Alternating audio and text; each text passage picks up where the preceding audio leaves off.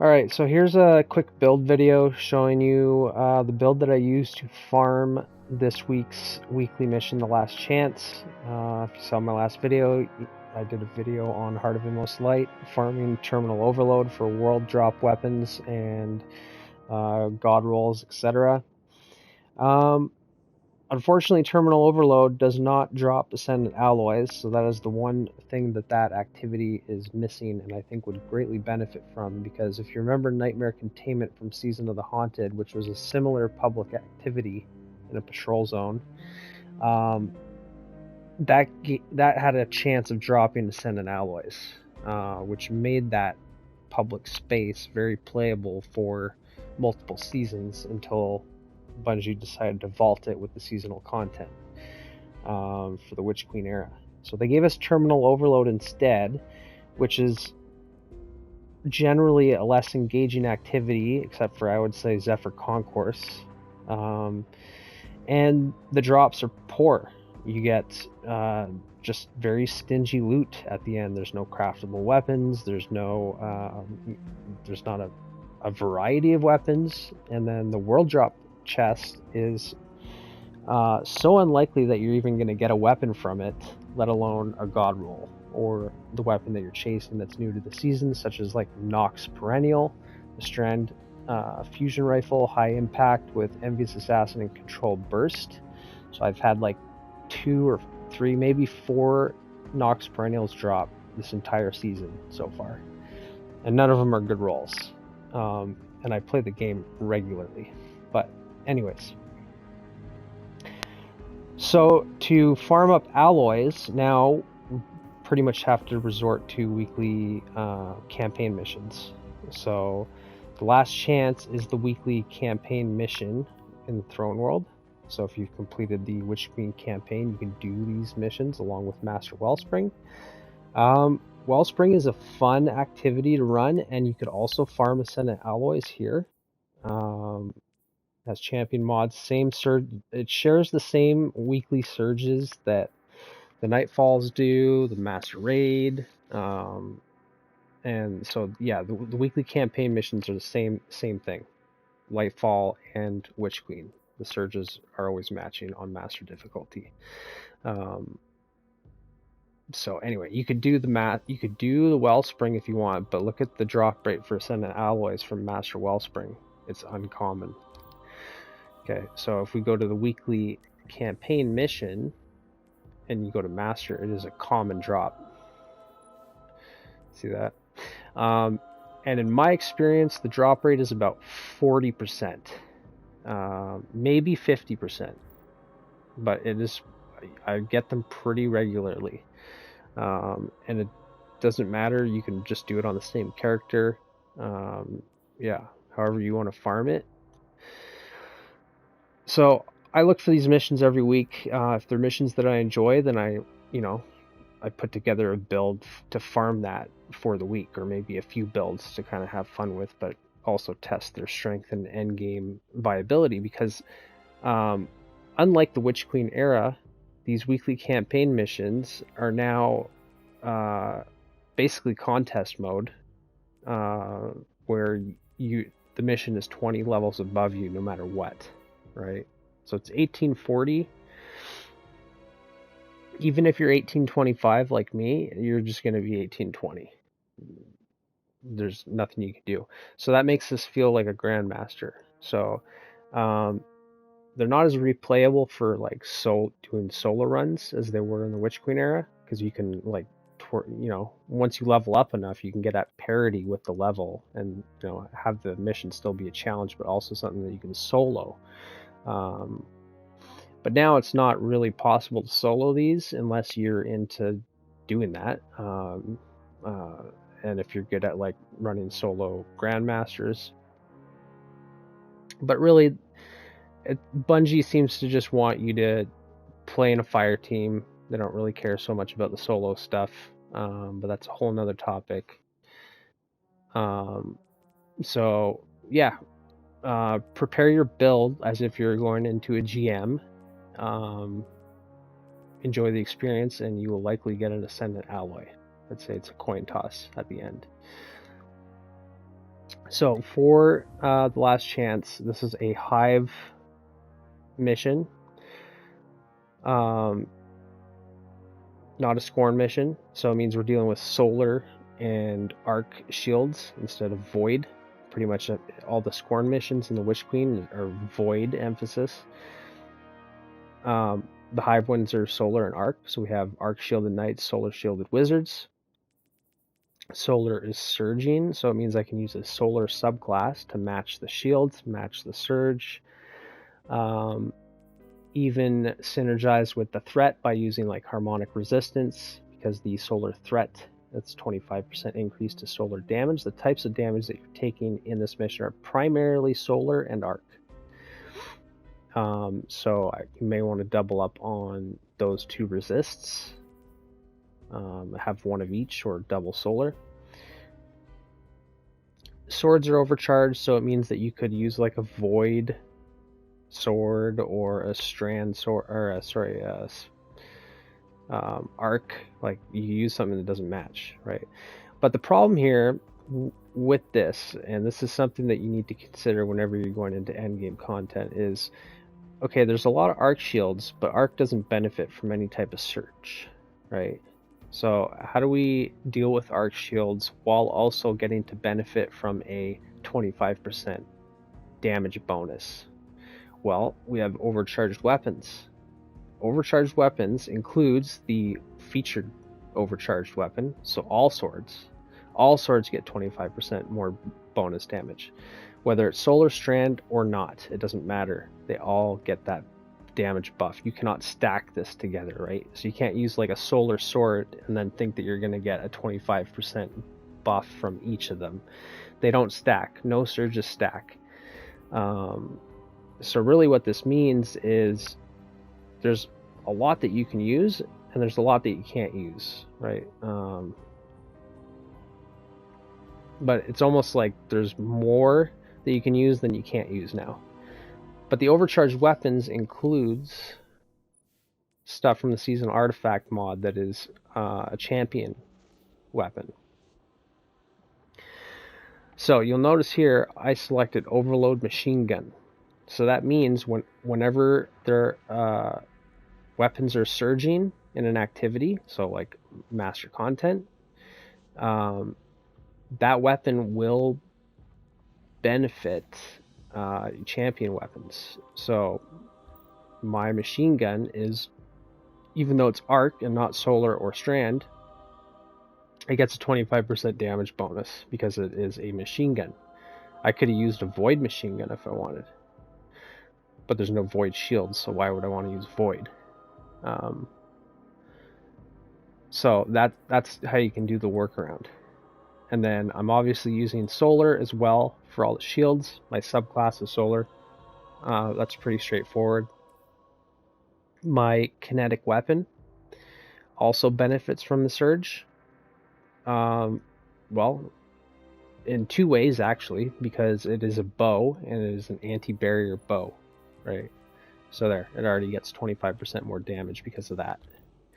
Also, it is kinetic, right? Kinetic weapons in a subclass that matches the surge will be surging, if that makes any sense. So as long as you're a solar subclass or a strand subclass, all your kinetic weapons will do 25% more bonus damage. So it's just generally a good idea to match your subclass to these surges and then match your weapons to overcharged weapons and shields to take care of both of that. So the build that I put together was a Loreley Splendor build because Loreley is it's a different type of Sunbreaker build. I know a lot of people, just kind of use Bonk Titan, Solar Titan one-dimensionally, just throw hammers, and that's it. But you can play Loreley Splendor in a totally different way than Syntheseps. You can do things with Loreley Splendor that you cannot do with Syntheseps. Okay. So Loreley Splendor actually excels at long-range combat. because you have a barricade that you can put down to get a Sol Invictus Sunspot, which is going to give you ability energy, right? So if you play behind your barricade, you will give your weapons bonuses to reload speed, for example. Meanwhile, you're standing in a sunspot healing, so it's like a healing rift, but it's also giving you ability energy, which means that you can cast your barricade, throw your abilities out, and then watch your ability regen as if you're kind of like on Heart of Inmost Light, because you're standing in a sunspot. You just get very fast ability regen. And then you can have back-to-back barricades, so that you can just basically always post up somewhere and just do damage from range. So the aspects and fragments that I'm using, unlike Syntheseps, I would be using a healing grenade. And obviously I'd be using Throwing Hammer. I do use Throwing Hammer just as often as Hammer Strike, if not more often, even with Loreley Splendor. For example, like if I want to utilize Radiant. It is easier to throw a hammer at something, even at long range, like a Fire and Forget, to get Radiant, as opposed to running in and shoulder striking. But because I'm on Loreley and I'm standing in basically healing rift all the time, I don't need a healing grenade. Right? I can get restoration on command easily, without having to kill anything, just by placing my barricade or just by getting critical on health. If I get critical and I'm about to die, and my barricade energy is full, then Loreley is going to drop a sunspot on command, or automatically, I should say. So because of this playstyle, allows me to use a grenade. I like using thermite grenades with this build, because I can basically connect a path from my position at the barricade to any enemies that are rushing me, right? So any enemies that rush me will be usually running in a straight line towards me. So a thermite grenade is literally making them a solar pathway to get to me. Which is going to kill them, right? And this does a ton of scorch damage. Like if you can stun an unstoppable and have them stand in a thermite grenade, they will ignite. I don't think it needs any help from any other sources for scorch. Just a thermite grenade with its full like 3 or 4 waves that it does. That's enough to set off an ignition. So it's very good. Aspects are the 2 basic aspects that I would always use. Roaring Flames. You can surprisingly, you'll get Roaring Flames going quite often, even if you're not running around bonking stuff, because you could, your gameplay loop could look something like, I want to get to a position very fast, and then set up, right? So what you can do is you can hammer strike your way into a position by shoulder charging a red bar, so it sets off an ignition, which is going to create a sunspot from Sol Invictus. Then you can put your barricade down, and then you can throw your thermite grenade. Now you've got Roaring Flames times 2 just from those 2, and I don't know, your sunspot kills might actually stack with Roaring Flames.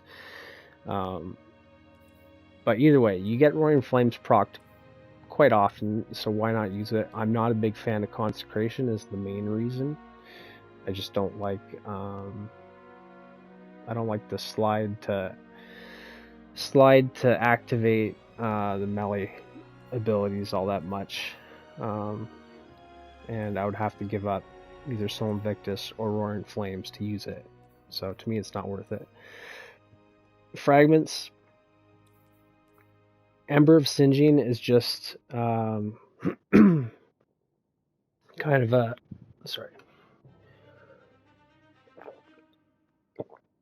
kind of a no-brainer. Whenever you defeat whenever you scorch targets, you get your barricade back. So you can be putting barricades down every few seconds. Like you'll never have a space in between. As long as you're standing in that sunspot and you're dealing scorch damage, you're going to get those barricades back super fast. So singeing is great for that. Searing, this one is kind of interchangeable. You can use Radiant if you want instead. But I just chose to use Searing because I get my Hammer Strike back faster after I use it.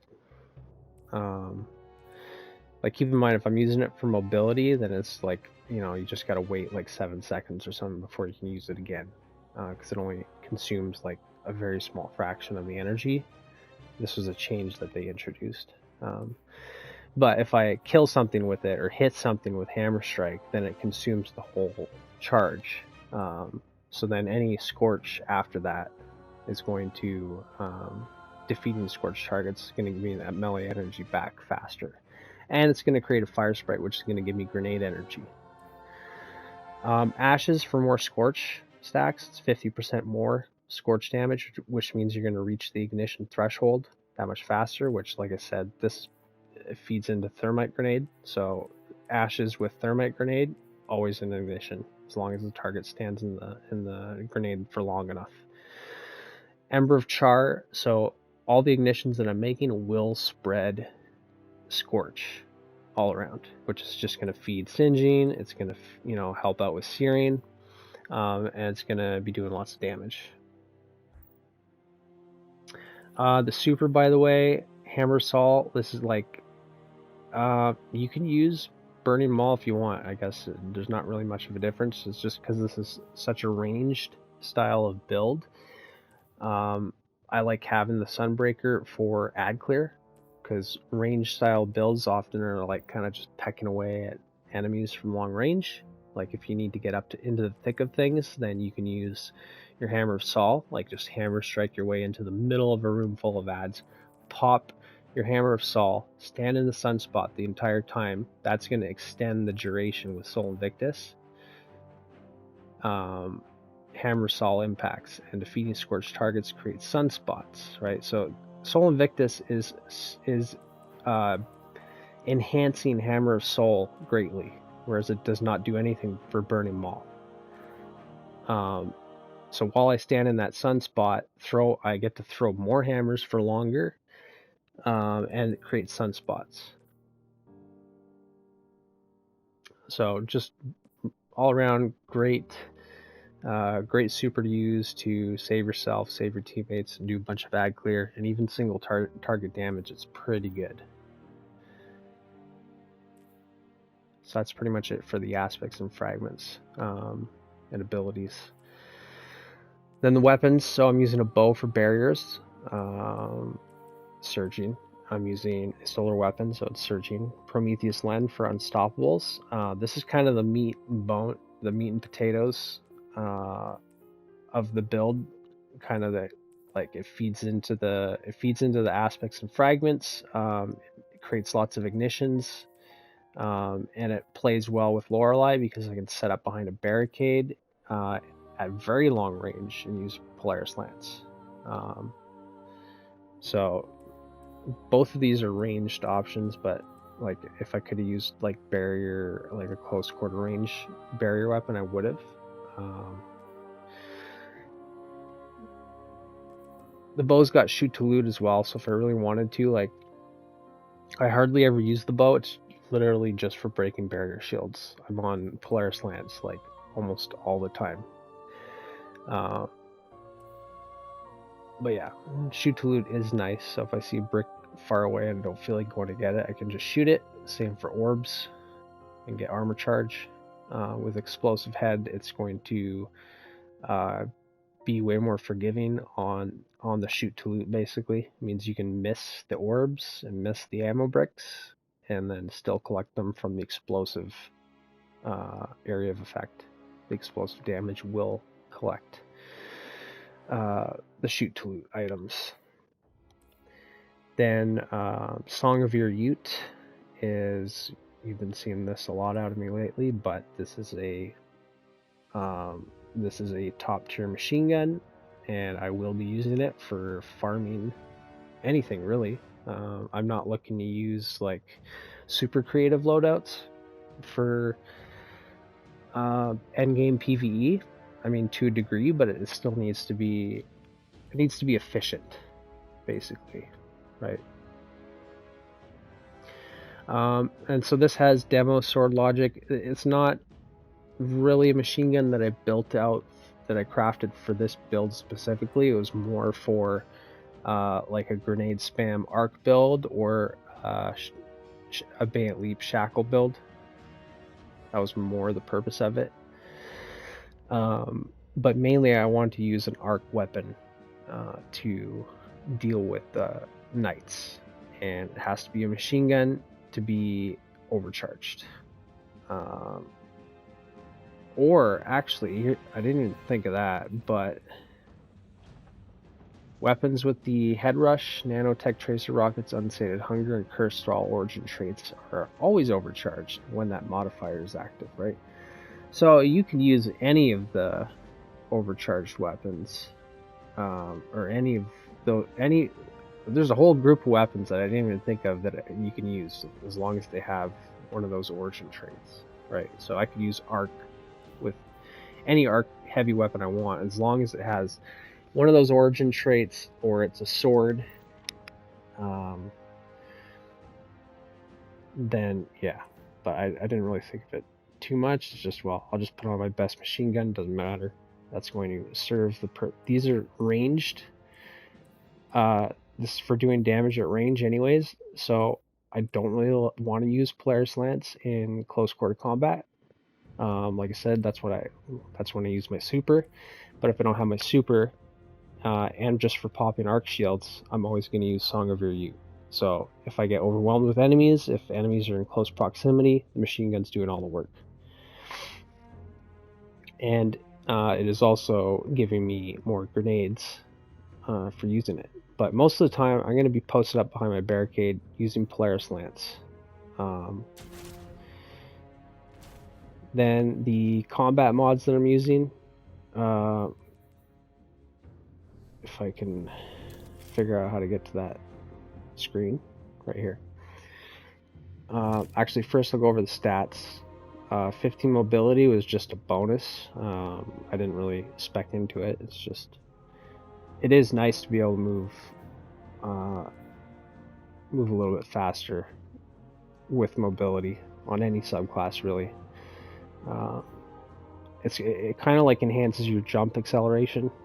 It's not like, doesn't make you walk or run faster, but ultimately you are moving faster if you can, move quicker in the air, because you're always jumping. But the main features here are 100 resilience, 100 discipline, and then 70 strength. So I try to go as high as I can with the strength, but I'm actually using 100 strength here because I have font of vigor, right? So I have triple 100s on this build as long as I have armor charge, and I want my grenade and my melee for feeding roaring flames and just doing damage, setting off ignitions. Targeting siphon mod, I like using harmonics modifiers as often as possible because it's so much cheaper. It allows me to spawn more heavy ammo by using heavy ammo finder instead of spending 3 energy on like an arc siphon mod, right? If I wanted to, I could replace harmonic targeting with arc siphon so that my machine gun will make orbs, but I'm not really so bothered with always collecting orbs anyways. It's just, as long as I can pick up an orb every 15 seconds or so, then my armor charge will remain active. It's not like I need multiple stacks frequently so that I can use a grenade kickstart mod where where the gameplay favors collecting armor charge and lots of it and then using it all and then cycling that. Whereas surge mods, it's not like you're not desperate for orbs in the same way. So harmonic targeting is actually useful here with Polaris Lance because you're going to be using it at super long range. if you remember the mission Last Chance, like there's a big kind of there's a big huge open area before you get up into the building. It's kind of like overlooks the courtyard, outside. It's a huge stretch. It's very linear progression. You start off at the rally flag, and then there's like a staircase, and kind of like the Psyops Moon battleground, like the start of that. And then enemies will spawn ahead of you, and then you move up, and then all of a sudden they spawn behind you, and then you get to the end, and then they spawn, and then you have to cycle your way back towards the middle, and then it's a very weird cycling of enemies, and it's all long range combat for the most part. There's light bearer knights, unstoppable champions, barriers, arc shielded orange bars, and then there's the yellow bar, the wizard mini boss at the end. So a lot of long range combat. So Polaris Lance is just going to be igniting everything. Like the perfect fifth is I think every 5 precision hits you load an explosive round that deals scorch damage. The explosive round kind of sounds like it's an ignition whenever you hit it, but it has a distinct sound when you fire it. And although the explosion sounds like an ignition, it is not. It is a smaller damage number explosion than an ignition. Like an ignition is like 2 or 3 times the damage. But the explosive round does do scorch damage. And so if you can get 2 explosive rounds in succession, like one after the other, the scorch damage fallout from the first explosive round will stack with the second explosive round, and then you'll get an ignition in the middle of those explosions. So it actually goes kind of nuts, where like you're shooting like an unstoppable champion just over and over in the head, and you're just going to have explosion, ignition, explosion. Like it just goes nuts. You'll get like 5, 6 Polaris explosions with like 2 ignitions being set off. And then you mix that in with like a thermite grenade or something, and you just get, it just turns into ignition mayhem. So Polaris Lance, it's a weird looking gun. I don't really like the way it feels. I don't like the way it looks, but it is absolutely amazing for long range combat and for ignition builds in general. It is insane.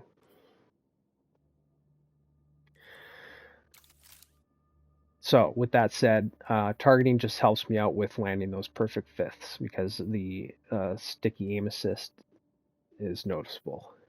Shield break charge is going to help me get armor charge, right? Because I'm always trying to match the shields. As soon as I see arc shielded knights, I just pull out my machine gun, even if it's just to pop their shield, because popping their shield with a matching element is going to create an elemental damage explosion, which is going to kind of like stun all the enemies around it. It's also going to it's going to like stagger the enemy back, right? So like if a arc shielded knight is rushing me and I crack their shield as they approach me, they will be knocked back and stunned. But also it's going to give me an armor charge every time I match those shield breaks. So I get those quite frequently. There's also a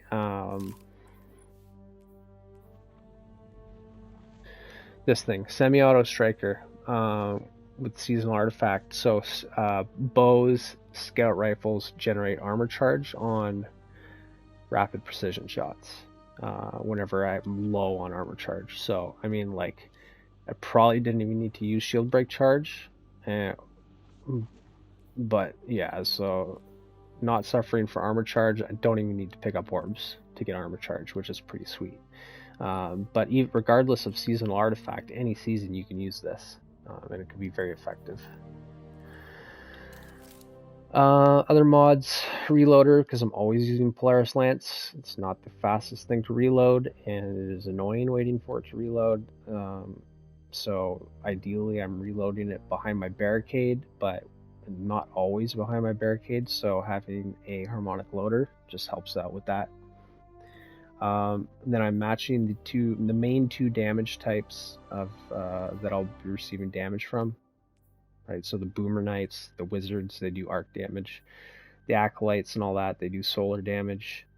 Then Concussive Dampener for just general damage resistance to area of effect stuff. And then triple Solar Surge mods are not a risky option here. Like, you don't need recuperation because, like I said, you're not really relying on going to pick up orbs. You're getting armor charge from long range from using a scout rifle and from shield break charge.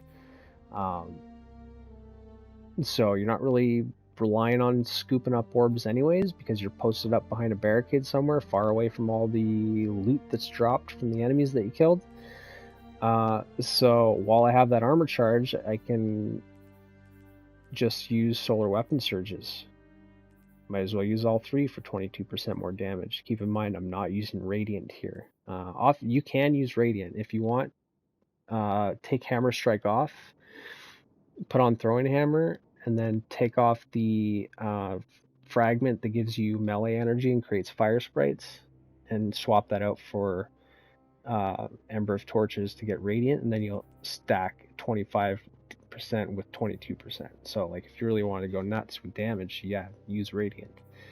I'm not saying you shouldn't. It's just I was just changing it up for one of my runs. And honestly, I had more fun like this because hammer striking or shoulder charging my way around the map felt good in between the phases where I'm posted up behind my barricade doing long range damage, right? So if I'm going to be sat back camping somewhere, it kind of feels good to like move, catch up with my team fast because of a hammer strike, or get into a position fast. Then powerful traction. So when I do use my barricade, you could probably even do without this, because like I just preached to myself here, I'm not really relying on picking up orbs. So if you wanted to, you could use like double time dilation, or you could just use Reaper or something. I don't know. Powerful traction is fine, but time dilation is key because 15 seconds per armor charge is way better than 10 seconds. Then bomber. That's pretty much it.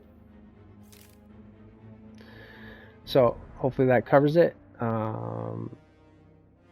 Yeah, so somebody, I did 3 build videos like this for the Master Abyss challenge, and getting your depth raid weapons. So this is a similar style of video where I'm just showcasing a build that you can use to farm weekly master campaign activities with champions, etc., and nightfall modifiers. So specifically for the last chance when solar is surging. Whenever solar is surging and you see the last chance, you can use this build. Pretty much, depending on the season. But anyways, if you enjoyed, let me know, and I will see you in the next one.